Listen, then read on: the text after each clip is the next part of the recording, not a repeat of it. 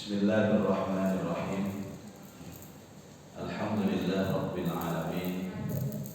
Wassalatu wassalamu ala ashrafil mursalin Sayyidina wa maulana Muhammadin wa ala alihi wa sahbihi wa tabi'in ajma'in. Asyhadu an la ilaha illallah wa asyhadu anna Muhammadar Rasulullah. Allahumma salli ala Sayyidina Muhammad wa ala alihi wa sahbihi ajma'in. Subhanaka la ilma lana illa ma 'allamtana innaka antal alimul hakim. Rabbi shrah li sadri wa yassir li amri wahlul 'uqdatam min lisani yafqahu qawli. Amma ba'du. Jamaah hadirin wal hadirat, jamaah subuh Masjid Baiti Jannati rahimahullah. Alhamdulillah, hari ini bertepatan Yaum Asyura, kita kembali bisa hadir untuk melaksanakan sholat berjamaah dan menambah khazanah keilmuan kita tentang sejarah Rasulullah. Insya Allah kata sing poso nggih. Kita niki kata sing poso nggih. Pas barengan dina Kamis. Bagaimana Pak? Apakah niatnya double? Lusa, niatnya cuma Asyura, nanti Kamis katut. Tapi sih kalau pikir itu enggak. Terus nanggur kresek ya apa masih gini.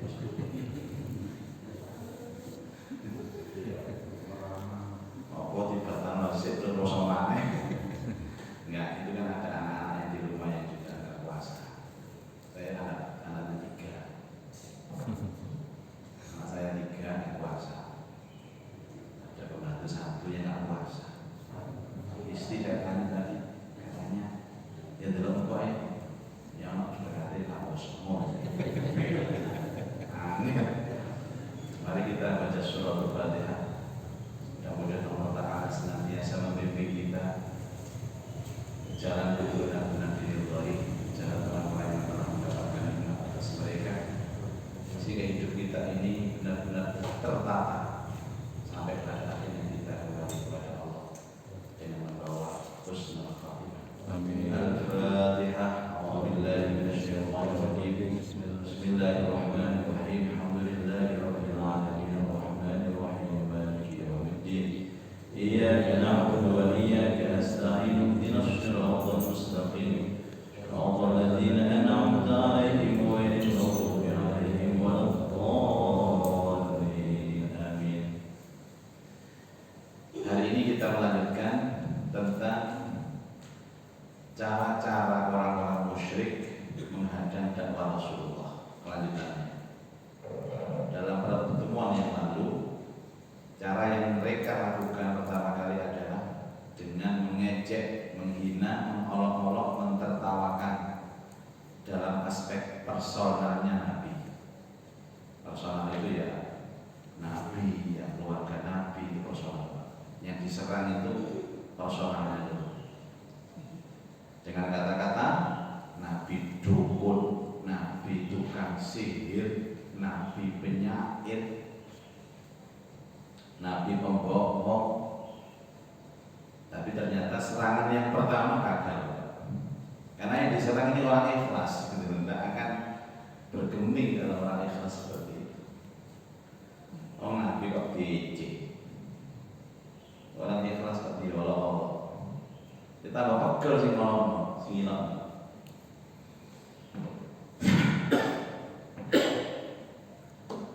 Makanya dalam sebuah perlombaan, terutama tinju, itu di atas ring itu kan yang dipertaruhkan mental,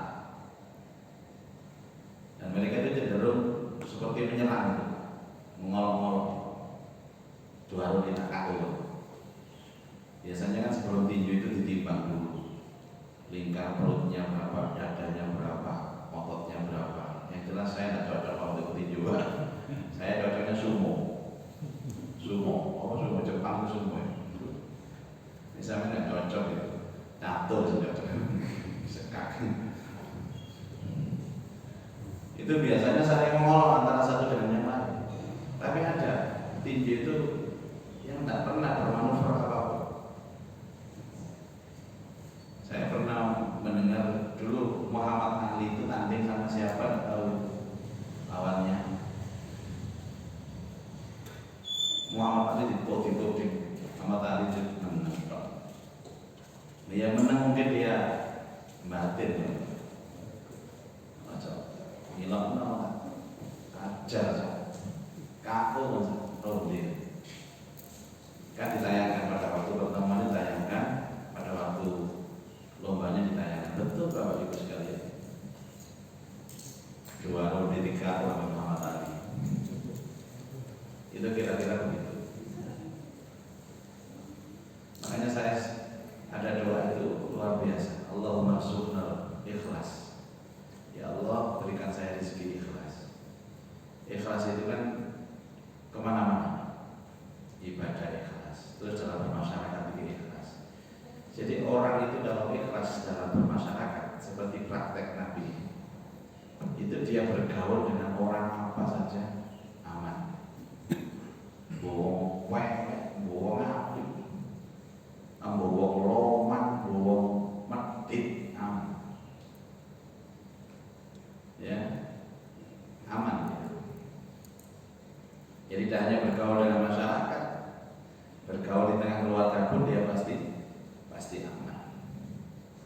Jadi senjata yang paling ampuh dalam hidup itu ya senjatanya Nabi, keikhlasan di dalam berdakwah. Keikhlasan itu tidak ada tendensi apa, ya nggak gampang capek, ya kerja itu enak. Ibu-ibu kalau tidak ikhlas melayani bapak, melayani suami ya capek. Apalagi sudah capek-capek nggak wedan, gaji elem dicacat. Iki wedan, oh yo waduh. Ini godhoke banyu banyak wijian teh. Selain tunggu nang rono mrene dadak gawe teh. Gak dielem diarani oyo. Akhirnya gak terima, oyo mau dhewe. Akhirnya geger. Kalau ibu-ibu ikhlas kasih senyum terus. Saya coba ya oyo dia. Loh oyo dia lagi ya. Berarti oyo punya. Ya Allah, alangkah indahnya hidup itu dengan ikhlas. Puasanya enak, sholatnya enak, sedekahnya enak. Digedingi tonggo ya gak apa-apa. Ditinggal sedo keluarga terdekat ya sedih tak akan teman-teman. Ya tapi untuk mencapai itu ya berat Bapak Ibu. Diomong gampang, prakteknya biasa. Apalagi ya ujian. Ikhlas itu kan tidak 1-2 hari, 1-2 bulan, tapi puluhan tahun. Ada seorang istri melayani suami karena suaminya baik, Pak. Ikhlas melayani sampai 10 tahun. Tiba-tiba suaminya mulai nakal. Suami nakal itu soalnya seneng layangan gak boleh. Jenengin nakal, itulah anaknya layangan gak boleh. Nih, suami nakal ini buatan layangan gak boleh dulu. Layangan dicantol kan dijaga. Jadi menjadi layangan. Itu sudah mulai diuji keikhlasannya. Langsung bujurnya teko dilunggui. Bapak 10 tahun mama melayani papa ikhlas. Double itu ikhlas. Tapi hari ini entek ikhlasnya mama. Kayak dagangan ikhlas kira entek ibarat. Hari itu juga habis amal. Hari itu juga entek. Ya ayyuhalladzina amanu la tubtilu shadaqatikum bil manni wal adha. Orang-orang yang beriman, janganlah engkau hanguskan pahala sedekahmu, termasuk sedekah tenaga, sedekah senyuman, bil manni wal adha, dengan al-manni mengungkit-ungkit. wal adha, dan menyakiti yang disedekahi. Ini ngono biyen masyaallah. Terutama nih namanya anak itu kan dibesarkan Bapak Ibu di sekolah TK, SD, SMP sampai kuliah. Ada perilaku anak itu yang nggak cocok dengan orang tuanya. Akhirnya nggak sabar, nggak ikhlas orang tuanya. Ngungkit. Kamu ini dibesarkan mama ya. Dilahirkan mama, cilik digedekno, gede didilikno mana. Kamu tahu berapa biaya yang dibutuhkan untuk membesarkanmu sampai kamu lulus kuliah ini? Waduh, 20 tahun entek amalannya. Masya Allah. Itulah banyak orang yang punya pandangan keyakinan kalau nanti di akhirat itu tabungannya banyak, tetapi ternyata hilang, tidak ada kesan. Dalam bahasa Qur'annya habitat a'maluhum fid dunya wal akhirah. Habis amalnya di dunia dan di akhirat. Gara-gara apa? Dia sendiri. Tidak ada orang lain bisa menghabiskan amal kita itu, tidak ada. Tidak ada tetangga menghabiskan amal. Yang menghabiskan amal itu diri kita. Makanya pelajaran dari Rasulullah SAW. Yang kedua, beliau ini tidak pernah punya rasa takut. Karena hidupnya digantungkan kepada Allah. Apa hubungan hidup menggantungkan kepada Allah? Tidak punya kepentingan, tidak butuh dipuji, tidak butuh kemudian mendapatkan kedudukan di tengah-tengah masyarakat, tidak butuh. Karena hidupnya untuk Allah. Manuver pertama gagal. Cara pertama menghadang Rasulullah gagal. Gatot jadi ini Pak, gagal total. Akhirnya menggunakan cara yang kedua, nopo? Menjelek-jelekkan ajaran beliau, membangkitkan keraguan-keraguan, menyebarkan anggapan-anggapan yang menyaksikan ajaran-ajaran Rasul. Kemudian mereka tiada henti melakukannya dan tidak memberi kesempatan kepada setiap orang yang menelaah dakwah beliau. Mereka selalu mengejek Al-Quran. Karena Islam itu ada ajarannya itu Quran. Maka sasaran tembak yang kedua, orang-orang musyrik nyerang Quran. Nyerang Quran. Jadi ada orang itu yang pernah benci kepada masjid. Wong benci nang masjid. Ada wong yo Islam. Tapi sana yang mriki, yang waktu, daerah kutub utara bagian selatan. Kutub utara bagian selatan. Karena benci kepada masjid, yang diserang itu personal pengurus masjidnya. Nah, namanya pengurus masjid ini hatinya sudah tertata, diserang kayak ngono guys. Terakhir diserang masjid ini. Masjid ini sangat tepat benar. Mosok masjid itu ada mulon kayak gini. Akhirnya ada mati masjid ini. Itulah kira-kira gambaran begitu. Nabi diserang personalnya, pribadinya tidak mempan. Sekarang diserang dengan ajarannya. Wa qala alladziina kafaru laula nuzila 'alaihi al-Qur'anu jumlatan wahidah. Orang-orang kafir mengatakan, kenapa Qur'annya Muhammad itu tidak diturunkan sekaligus? Maksud setiap kali dia datang katanya ada wahyu turun, besoknya lagi ada wahyu turun, besoknya lagi ada wahyu turun. Jadi orang musyrik, pengirannya Muhammad itu gak mampu menurunkan Al-Quran dalam satu kali jumlah. Laula nuzila hadzal Qur'an jumlatan wahidah. Niku ejekan yang pertama. Lah ngono kok disebar. Wong ngedono ayat ae diecek-ecek. Ngono kok disebar. Kaya musyrikin ya omongan iki. Niki contoh. Dan itu ada dalam Quran. Namanya istihza. Nama istihza. Ejekan-ejekan orang musyrik terhadap Al-Quran, terhadap ajaran Rasulullah. Lah menurunkan Quran dalam satu jumlah sekaligus saja tidak bisa dan tidak mampu. Bagaimana mungkin minta disembah? Jadi diserangnya di sana. Itu pun ditanyakan kepada Rasulullah dari sahabat. Ya Rasulullah, katanya orang-orang musyrik itu memang Allahnya Nabi itu tidak mampu menurunkan Quran sekaligus. Nabi itu sahabat Pak, ditambah nonton juga emosi. Ini lu tak ponyo kan. Kalau itu kakak cocok tahu ini. Ulah. Surabaya. Ini saja dari Nabi. Kadzalika linusabbita bihi fu'adaka wa rattalnahu tartila.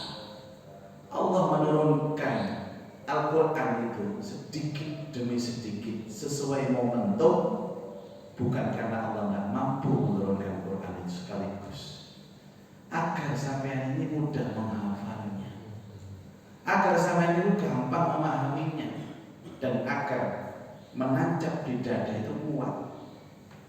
Coba Iqra bismi rabbikal ladzi khalaq khalaqal insana min 'alaq. Iqra wa rabbukal akram alladzi 'allama bil qalam 'allamal insana ma lam ya'lam. 5 ayat tak wacana, rungokno, hafalkan, pahami, tancapkan dalam dada. Apa enggak? Apa Nabi? Enak enggak? Enak Nabi. Coba moro-moro kuwat Quran blek. Iso teler kok. Tapi Nabi boten ngomong teler mboten. Kula terjemah. Bala-bala ngaten sing moro. Ana boleh jalani nama-nama kan. Napa wiritane? Lihat napa sampeyan. Ana pengamal Al-Qur'an tak wiritan. Wong Qur'an ya wiritan, Pak. Ya resiko wiritan pengamal Qur'an. Tidak ada yang lebih mulia kecuali wiritan. Ini ada anak di rumah 2 yang nanti dikirim ke STG Nasional. Mulai tanggal 6 sampai tanggal 24, 3 minggu ada di rumah. Dititipkan karena tidak boleh mengadakan pembinaan secara berkumpul. Mestinya di Islamic Center dan di asrama haji. Asrama hajinya itu kan dipakai untuk karantina COVID. Islamic Centernya ini karena diawasi dan dititipkan pembinaannya. Nanti bulan depan 3 minggu, bulan depan 3 minggu. Anak-anak yang akan dikirim hafal 30 juz dan melafalkannya, membacanya dengan sangat merdu, dengan tartil yang luar biasa. Ini yang disangsikan oleh orang-orang musyrik. Jadi orang-orang musyrik itu kan menampakkan kebodohan. 1. Jadi mereka itu menghembuskan berita Tuhannya Muhammad itu tidak pantas disembah, sebab ngedukno Quran sekaligus tidak mampu. Dijawab oleh Rasulullah. Nomor kali menyai orang musyrik. Nah iya, kok ada surat diulang-ulang? Tahu suratnya diulang-ulang? Nama Bu? Ar-Rahman. Ada kalimat Fabi'ayyi ala ya rabbikuma tukadziban. Yang pinter diulangin Pak 33 kali. Itu kan turun di Mekah awal-awal Nabi dakwah Ar-Rahman. Itu pun menjadi bahan olok-olok. Delokan surat ketipuan baleni. Memang Tuhannya Muhammad itu tidak punya redaksi lain apa di bolan baleni. Ono ae Pak banyak model kaya ngene sini. Model-model kaya musyrik. Ar-Rahman 'allamal Qur'an fa bi ayyi ala'i rabbikuma tukadziban. Rabbul masyriqaini wa rabbul maghribain fa bi ayyi ala'i rabbikuma tukadziban. Marajal bahraini yaltaqiyan. Ada jamaah maulid. Mau terus sekali pulang sayat-sayat. Loh, sana apa? Oh, insyaallah. Nyuwun surat apa? Ar-Rahman. Tapi kalau sing bagian Fabi ayyi ala ila mau dikatiban lebih mungkin kantos. Nak dodok. Enak dia terus kula mikir marajal bahraini yaltaqiyan. Fabi ayyi ala rabbikuma tukatiban wa baru nusyafil bahri kal alam baik tapi iya dari mikir deh. Jadi gantian itu.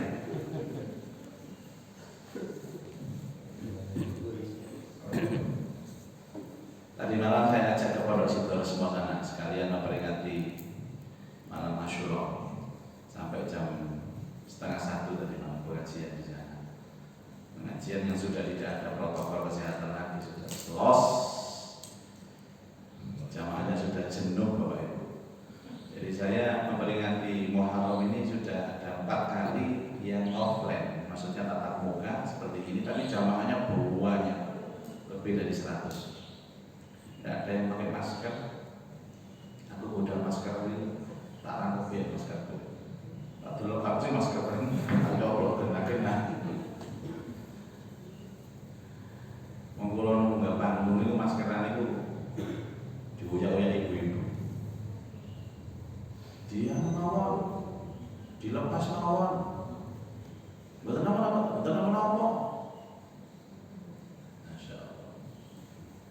Terus ditanyakan ke Rasulullah, Nabi, katanya orang musyrik itu Tuhannya Nabi ini nggak punya redaksi lain kalau dibalik-balik. Lah kalau nggak punya kalimat redaksi lain, kenapa minta disembah? Terus sahabat ini dari Allah Ta'ala itu mengajari kita bahwa manusia itu karakternya pelupa, lalian. Dan ayat Allah ini maha penting dalam kehidupan, sehingga setiap menyampaikan harus diulang-ulang. Zaman ini kan pada sekolah, karakter guru itu apa? Karakter guru. Guru ini pun agar ngajar, pasti dibalik nanti. Guru matematika. Kalau nggak ada guru matematika di pondok itu, mesti bahasanya pondok. Anak-anakku sebelum pelajaran ini bapak lanjutkan, akan lebih baik kalau kita mengingat kemarin pelajaran kemarin dibalik mana? Padahal yang disampaikan. Apakah guru itu memang tidak punya redaksi lain? Allah mengulang-ulang ayat di dalam Quran agar kita benar-benar bisa mengingat dengan baik. Di balik ini disini lalian aja. Apa mana? Gak dibalik. Bapak Ibu, makanya Quran itu kan banyak sekali artinya. Pertama, qara'a yaqra'u Qur'anan artinya membaca. Kedua, qara'a yaqra'u Qur'anan artinya mengumpulkan. Yang ketiga, qara'a yaqra'u Qur'anan artinya mengulang-ulang. Bapak Ibu, yang sudah ada di dalam surat Al-Baqarah itu nanti diulang lagi dalam surat Ali Imran, tapi berbeda konteks. Contoh, sampean sekarang baca Alif Lam Mim Dzalikal Kitabu La Raiba Fihi Hudan Lil Muttaqin. Kalimat zalika sama tonton ini Ali Imran muncul lagi zalika, pasti ada. Al-Kitabu muncul lagi. La Raiba Fihi ada. Hudan tambah lecek itu. Apalagi lil muttaqin itu pasti. Nah, ibu-ibu langsung ngomong, "Nggih, Pak Ustaz, kalau setuju. Setiap kali saya membaca surat selalu diulang-ulang. Napa? Bismillahirrahmanirrahim. Nggih mboten niku bosan gak hafal ngene. Apal bismillahirrahmanirrahim. Mas kula balen-balen maca niki kula balen 114 surat itu semuanya diulang. Apa jenengan ngaji nggih juz 1, ngali juz 2, juz 3 sampai juz 30, khatam pun matur. Dilanjut 31. Diulang lagi dari juz 1. Itulah diulang-ulang terus.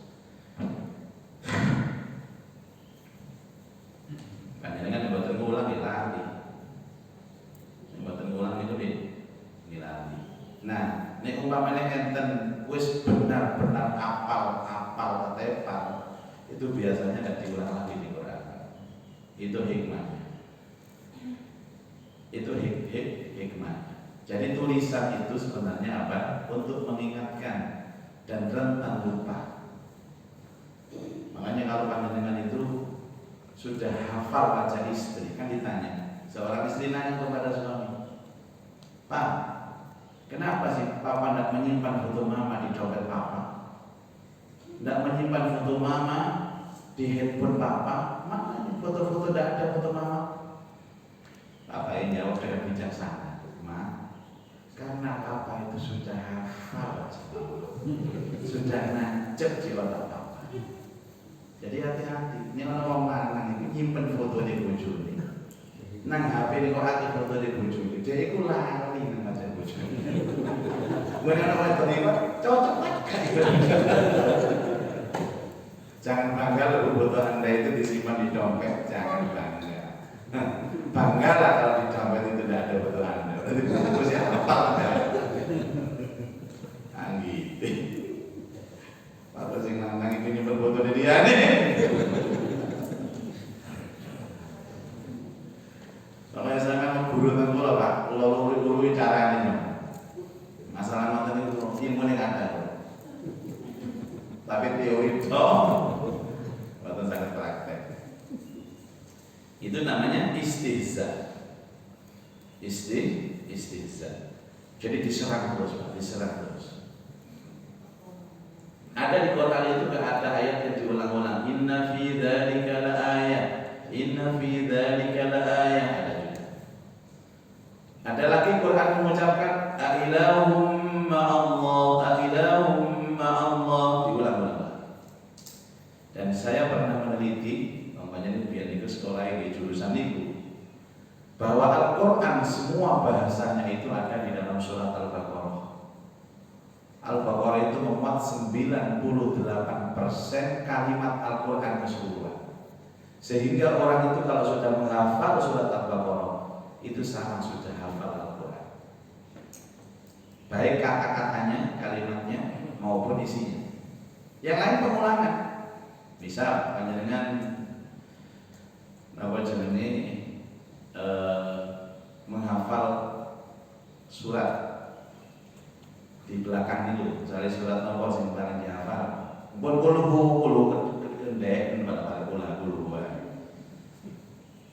Nah, misalnya surat Abasa amma yatasaalun sama kali amma anggene Al-Baqarah kan yatasaalun yatasaalun anin naba'il azim, an ada, naba ada, azim ada.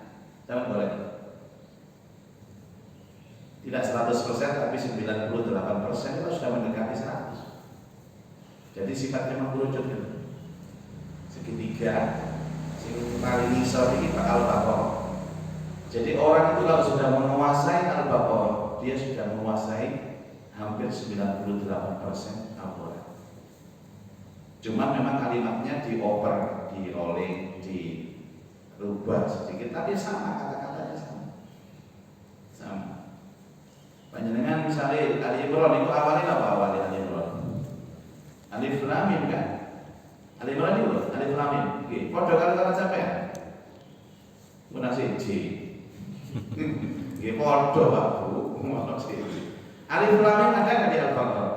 Ada. Terus-terusannya Alif Lam Mim Allahu la ilaha illa huwal hayyul qayyum. Ada enggak? Ada di Al-Baqarah. Nazzala 'alaikal kitaba bil haqq, ada enggak? Ada. Awalnya surat apa setelah Ali Imran apa Bu? An-Nisa, napa An-Nisa? Ya ayyuhan nasu taqu rabbakumul ladzi khalaqakum. Ada enggak di Al-Baqarah ya ayyuhan nas? Ada. Di Al-Maidah apa awalnya? Ya ayyuhalladzina amanu aufu bil uqud. Ada enggak ya ayyuhalladzina amanu Al-Baqarah? Oh biyokan. Di Al-An'am alhamdulillahilladzi khalaqas samawati wal ardh. Ada enggak alhamdulillah? Banyak. Khalaqas samawati wal ardh. Banyak. Sudah. Jadi kalau sudah menguasai Al-Baqarah itu menguasai keseluruhan Quran. Kalau sudah hafal Al-Fatihah, sudah memiliki rohnya Quran. Rohnya Quran itu Al-Baqarah. Hatinya Quran itu Yasin. Coba. Al-Ikhlas itu sepertiga Al-Baqarah. 3 kali sepertiga Quran. 3 kali baca Al-Ikhlas sama dengan mengkhatamkan Quran. Makanya orang dulu digawe gampang aja. Maca Fatihah sama dengan ruhnya Quran. Maca Yasin sama dengan hatinya Quran. Maca kulhu ping 3 pada khatam Quran. Maka para Jumat ikut tok sing diwaca. Nek Fatihah kulhu ambek Yasin. Likuli syai'in qalb wa qalbul Quran Yasin. Setiap sesuatu itu ada hatinya, dan hatinya Quran itu Yasin. Yasin itu ada dalam kitab namanya Tafsir Yasin, yang dibaca oleh orang yang sakit akan sembuh, yang dibaca oleh orang yang lapar pasti kenyang, yang dibaca oleh orang yang banyak utang pasti nyaur. Pernah nyoba? Tadi malam itu ada kiai, kalau mimpin zikir, dan kiai ini mimpin zikir. Kiai ini mimpin zikir ini, jadi kalau ketahuan. Kenapa ketahuan? Setiap istighfar itu mau istighfar yang petang puluh. Setiap istighfar itu dijelaskan di sini. Nah, Bapak Ibu, istighfar yang pertama ini mohon ampun atas dosa kita karena melalaikan sholat. Astaghfirullahaladzim. Kalau pakai ceramah nang sebelah. Istighfar yang kedua, dosa kita karena pernah tidak mengeluarkan zakat. Astaghfirullahaladzim. Situ dijelaskan.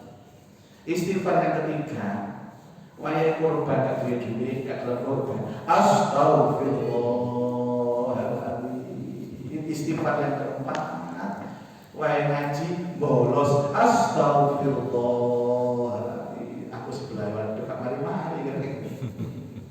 Nek iki kan astagfirullahaladzim, cepat nanggulo. Niki istighfar situ disebut kesalahan apa? Kesalahan apa? Makanya di sebelah pulau nyikut-nyikut pulau. Istighfar berikutnya ini Bapak Ibu, siapa yang pernah membohongi istri? Astagfirullahaladzim. Kiai ini nangis gak apa-apa. Berarti saya bujuk ya kiai dewi. Akhirnya sama aku, kalau ini buatan ada bujuk, masa buatan asal melo istighfar. Jadi ternyai cerdas itu. Astaghfirullah min kulli dzambin adzim ala jami'iz dzunub. Ya Allah, mohon ampun untuk semua dosa, beres. Lalu astagfirullahaladzim. Tenang, sing ya akhirnya setengah siji ya. Ini bagian celana, bagian bridge, yang ada mulai ke HP. Jadi panitia jadi utang mana ya kalau umum di ketahuan yang simpel-simpel saja. Tapi Bapak Ibu, kalau yang panjang-panjang seperti itu kayak gini ini betul nopo. Ya Allah, istighfar saya ini untuk ketika saya pernah membentak orang tua, saya pernah jelek dengan ini, saya pernah ini. Ijen betul-betul ini jamaah ke atas sama teman sama jamaah. Masih ada protes. Pulau ini buatan nanti Pak, sing diucap raya ini. Wayai korban di pulau korban, wayai zakat di zakat, wayai poso di poso. Sholat di pulau lakoni. Makanya kalau betul dia mau istighfar belas menang. Gimana kiai ini gimana sih kan? Sudah Pak. Ternyata langkah kedua ini gagal juga. Menyerang ajaran Rasulullah, menyerang Quran. Lalu logikanya begini Bapak Ibu. Kalau personalnya saja itu diserang gagal, apalagi ajarannya. Pada personal ini kan pasti melakukan langkah itu kan berdasarkan ajaran. Apalagi Nabi, tidak ada satu perucapan tidak laku kecuali dibimbing oleh Allah lewat wahyu. Itu Rasulullah. Kalau kita kan tidak ada yang bimbing, mesti ngawur mulai. Nah, yang ketiga, dengan cara membandingkan Quran dengan yang lain. Ini ada bagus Bapak Ibu, ada seorang yang bernama Nadhr bin Haris. Nadhr bin Haris ini orangnya cerdik Bapak Ibu. Dialah seorang musyrik yang pernah datang kepada Rasulullah dan dia pernah berbincang-bincang dengan kawannya. Aku ini saja nih percaya dengan Muhammad. Muhammad ini wong apik. Cuma kalau dia itu tak percaya, nanti semakin banyak pengikutnya, semakin dia berkembang, sing rugi aku. Akhirnya dia datang ke tempat Yahudi, Pak. Yahudi itu ternyata juga percaya sama Nabi. Kenapa? Karena di dalam kitab sucinya sudah ada keterangan tentang Rasulullah, Nabi akhir zaman. Tapi Haris ini ingin legitimasi atas ucapannya menentang Rasulullah. Itu dia kalau boleh itu. Jadi kalau itu deh, saja dia percaya Pak, tapi diyakin namanya. Tapi meyakinkan itu untuk meyakinkan agar dia tidak percaya. Akhirnya tanya kepada Yahudi, ulamanya Yahudi, rahibnya Yahudi. Yahudi, menurut kamu Muhammad itu apa benar Nabi akhir zaman? Yahudi ini kan orangnya komersial. Orangnya komersial. Kamu mau dijawab jujur atau setengah-tengah jujur atau tidak jujur? Ya jujur, kok jujur loh, jawab jujur, artinya butuh kejujuran. Karena jawaban dari kamu ini menjadi penguat hatiku. Ini kan jujur bayar sama ini. Ini sedang bayar sama ini bujuk atau murah. Ini yang kedua. Dididik duit. Jadi nama ngomong dididik itu kan duit. Dididik itu kan duit wis gampang. Jadi Yahudi. Ibu-ibu dididik kalau duit Yahudi. Sebentar gini, Pak kan mengurusannya kan belum jauh. Akhirnya dikasih uang. Muhammad itu betul Nabi akhir zaman. Iki lo keterangannya. Wajar dia. Kayak sama wajar, tak wajar no. Detail sekali bahwa nanti ciri-ciri Nabi akhir zaman itu yang dulu pernah saya terangkan awal. Buhairo itu. Bahwa nanti ada anak kecil yang yatim yang diantarkan pamannya ini Pak. Kemudian tumbuhan itu bersujud, air juga bersujud, bebatuan itu bersujud, gunung bersujud. Ini Nabi teman-teman. Teman-teman, iya teman. Dan apa iman Nabi? Ya ini persoalan ini. Kamu mau jangan. Kalau iman kan umat Yahudi ya mau baca. Jadi banyak yang disembunyikan. Jadi alladzina atainahumul kitab, yaitu mereka yang diberikan kitab, ya'rifuna, mereka itu mengenal Nabi. Kama ya'rifuna abna'ahum, seperti halnya mereka mengenal anak-anak mereka. Kenal sekali Pak. Ciri-cirinya jelas di kitab mereka, Taurat dan Injil. Zalika masaluhu fit Taurati wa masaluhu fil Injil. Jangankan nabinya, sahabatnya itu ada keterangannya di Taurat dan Injil. Terus dari Yahudi ini, kon apa aku, kon katanya iman, katanya syahadat dan Muhammad. Enggak. Aku takon rene iki apa pendapatmu? Aku ini mau melemahkan Muhammad. Supaya orang lain tidak percaya sama Muhammad. Tapi hatiku jadi percaya. Jadi kau ini gampang. Datanglah kepada Muhammad dan tanyalah dengan 3 pertanyaan. 1. Tolong kalau dia benar Nabi, suruh menceritakan tentang pemuda yang ada dalam gua. 1. 2. Kalau dia memang Nabi, maka tolong suruh menceritakan tentang seorang pemuda yang baik, yang soleh, dan pemuda yang tidak baik. Yang ketiga, kalau dia memang Nabi, tolong suruh cerita tentang Zulkarnain, Raja Zulkarnain. Kalau dia bisa menjawab ini, dia Nabi benar. Tapi aslinya aku percaya deh Nabi, cuman kok ini takut nih gara-gara. Tapi kalau dia tidak bisa menjawab, sebarkan kepada seluruh orang-orang Mekah kalau dia kadzab, pembohong. Ngono ya. Terus nah dari ini si takon mana? Terus kira-kira Muhammad bisa jawab kan? Yo bo, Yahudi ini ngamuk kan? Makanya tanya dulu, dan ini pertanyaan yang menjebak dia. Karena dalam kitab suci kita itu ada, keterangan itu ada lengkap. Sementara Muhammad ini ummi. Apa ummi itu? Tidak bisa maca, tidak bisa nulis. Maca nulis tidak bisa. Awalnya sejarah. Ya wis tak tahu. Haris ngajak 2 orang lagi datang ke rumah Rasul. Diplomasi loh. Jadi tadi menyerang personal gagal, menyerang ajaran gagal, ini sudah mulai diplomasi. Muhammad, kalau kau benar-benar Nabi, tolong ceritakan 3 hal.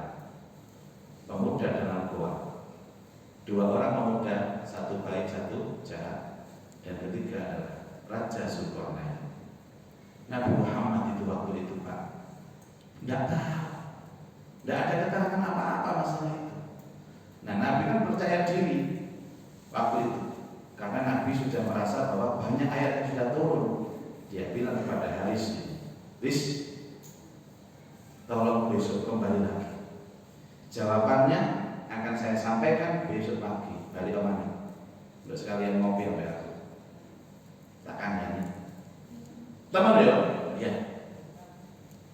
Malam harinya Nabi itu harap-harap Jibril datang, supaya ada wahyu untuk menjelaskan dan menjawab pertanyaan. Ada no Jibril sampai subuh kata apa? Ya Allah. Ya Allah, Jibril kata apa? Biasanya ada masalah pertanyaan seperti ini dia ada. Ya hari ini kata apa? Akhirnya Haris teko nagih. Ya Allah Muhammad, maaf. Coba 3 hari lagi datang ke sini. Loh, jari hari ini. Kalau aku sih kena ngerti apa enggak ceritanya? Sabar aja. Terus dina ini omane berharap. Karena apa? Rasulullah itu kebiasaan dikasih dino 3 hari Jibril datang. Ternyata 3 hari datang. Ya Allah,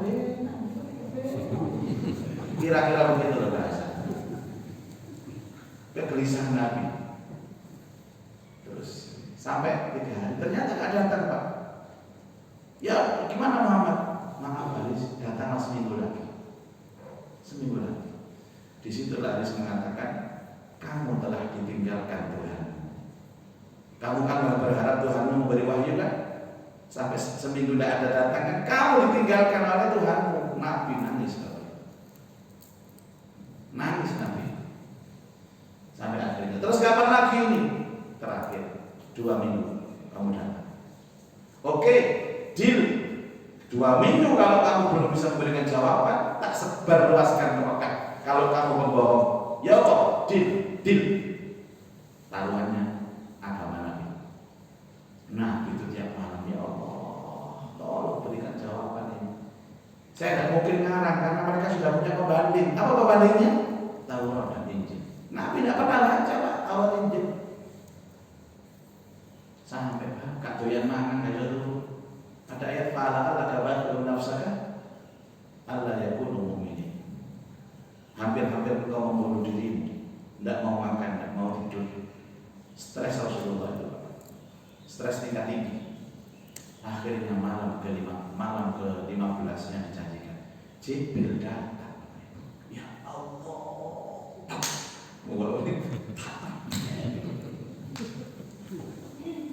ngapunten nanti, ngapunten. Memang Allah sengaja menguji kamu seperti ini.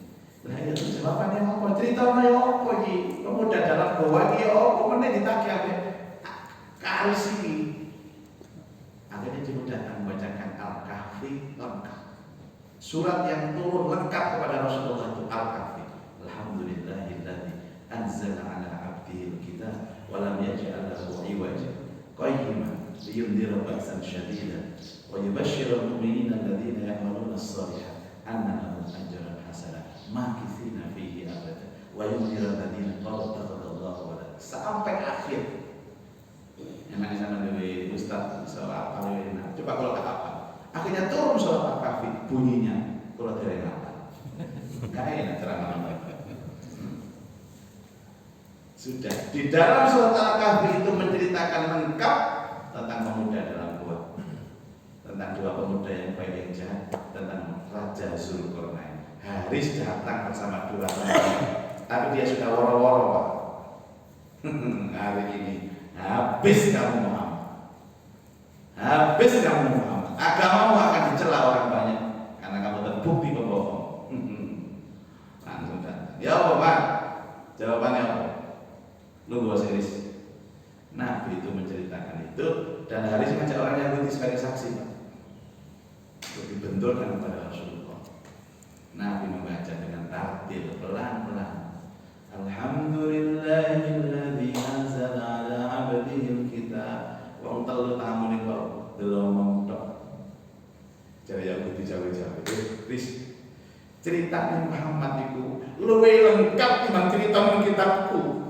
Lah terus ya apa iki? Ayo mulai, kalah. Cara yang ketiga pun gagal Bapak. Tinggal cara yang keempat akan saya sampaikan pada Kamis yang akan datang. Al-Fatihah. Iya kan na'budu wa iyyaka nasta'in ihdinas siratal mustaqim ghairil maghdubi 'alaihim a'udzu billahi minasyaitonir rajim. Bismillahirrahmanirrahim. Alhamdulillahi rabbil alamin. Allahumma shalli ala sayyidina Muhammad wa ala alihi wa sahbihi ajma'in. Allahumma anfa'na bima 'allamtana wa 'allimna ma yanfa'una wa zidna ilman nafi'a. Allahumma rzuqna fahman nabiyyin wa hifdzal mursalin wa ilhamal malaikatil muqarrabin. Rabbana atina fid dunya hasanah wa fil akhirati hasanah wa qina adzabannar. Wa sallallahu ala sayyidina Muhammad wa ala alihi wa sahbihi wa baraka wa sallam. Walhamdulillahi rabbil alamin. Subhanakallahumma wa bihamdika asyhadu an la